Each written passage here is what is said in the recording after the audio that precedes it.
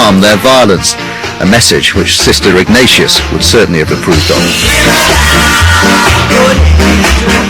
But it also marked the moment when Alpha Boys proved that reggae needed them, as musicians Winston Sparrow Martin and Deadly Headley Bennett, who'd later joined the Scatterlights, recount. These guys, man, they are creative musicians. Anything you take them on, they deal with it. Bob know music, you know, he's a real composer and he know what he wants, and with the Alpha Boys it was easy for him to impart what he wants. Because you were given that theoretical training at Alpha School, you were able to bring that to Bob Marley and the Wailers' music? Yeah, sure.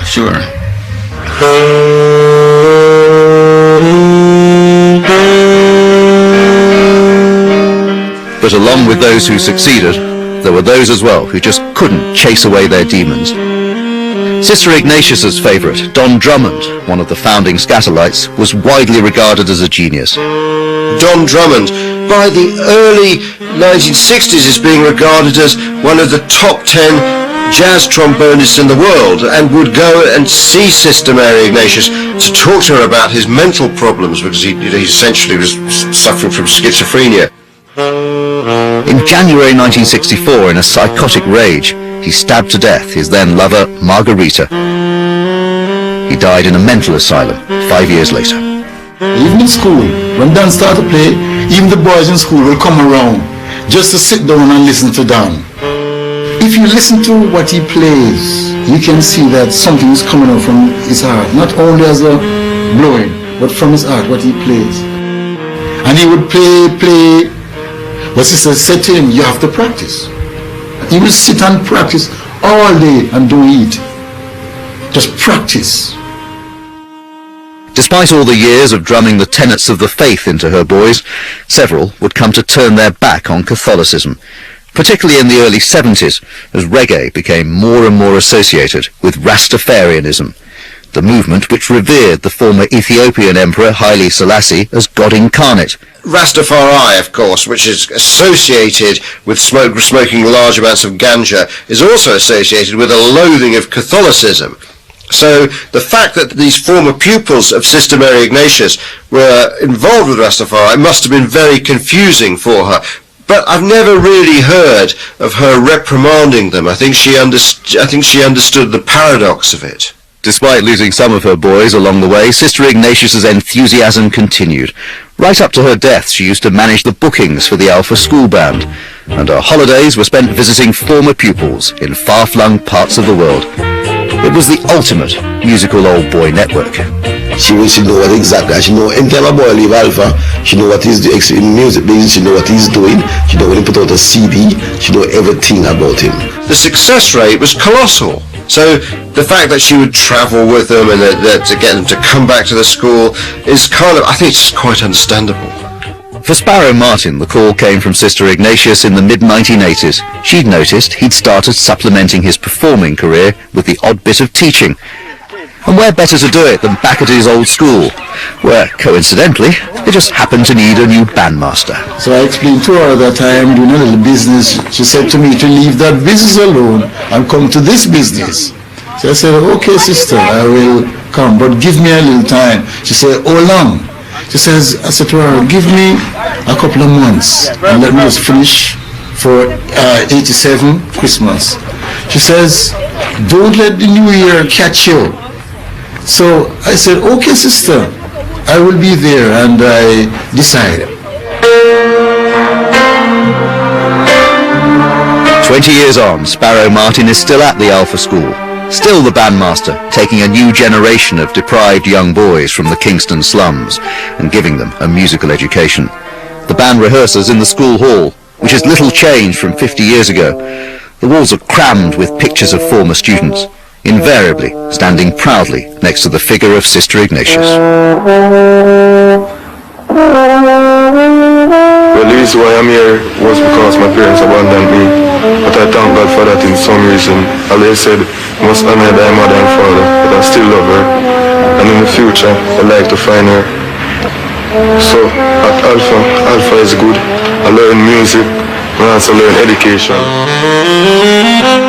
Today, the Alpha School continues to get boys referred from the Jamaican family courts, just as it did in the 1950s and 60s. Some are abandoned, others abused, orphaned, or just out of control. The current principal, and the man now the guardian of Sister Ignatius's vision, is former social worker Richard Foran. She saw that music had a tremendous impact on the boys in terms of healing, in terms of bringing out the best in the boys, giving the boys self-esteem and confidence, and recognizing, seeing a latent talent emerge, and that was a tremendous confidence booster for the boys.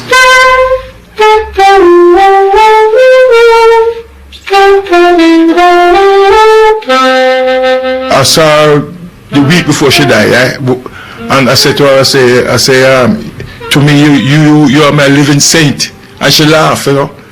And she said, oh, nice of you, Fountain, Edward, you know. I said, you are my living saint. So I was lucky to see her, you know, and talk, you know. So she got sick, and I went and looked for her. And I went to the hospital and I looked for her. I said, sister, let us pray together. And she prayed. And while I was home on a Sunday evening, I got a call. And they says, you know something? I said, no. They say, you got to come now. So I say, aye. She says, Sister Ignatius is dead. And I break down.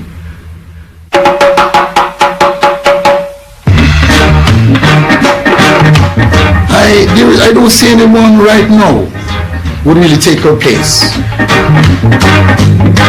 Sister Ignatius's role in school life came to an end on February the 9th, 2003. There was a genuine outpouring of grief in Kingston. Her funeral was a grand musical get-together. For weeks, the letters pages of the Daily Gleaner were filled with grateful tributes from old boys. It was a time for those that she taught to reflect on what they owed her. Were you happy at Alpha Boys? Oh man, happy. That's why I still go there. Happy. That's my heaven. My heaven, man. They have a big statue up by the convent with Jesus, you know. I have a vision with that statue. And it's bright and nice and everywhere it's sweet, you know. And I see everybody in white. Everybody white. I say, oh man, I love you, man. So every time I play music, I think of Sister Ignatius, you know. Alpha is a backbone of Jamaican music today. It may sound strange, or may sound silly, but I'm sorry to say so. It is true. I'd say 75%. 75% is down to Sister Ignatius. Yeah. People should be grateful. Sure, Jamaica should be grateful.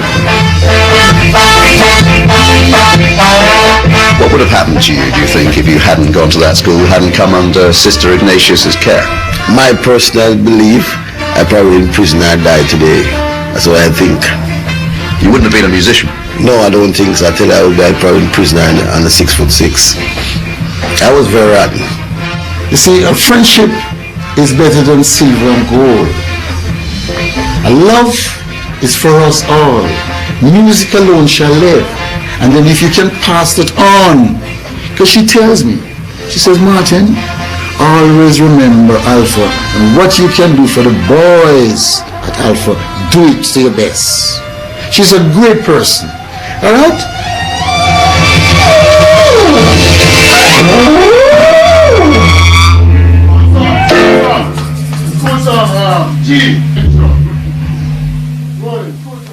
The Nun Who Nurtured Reggae was presented by Jonathon Charles and produced by David Prest. It was a Whistledown production for BBC Radio 4.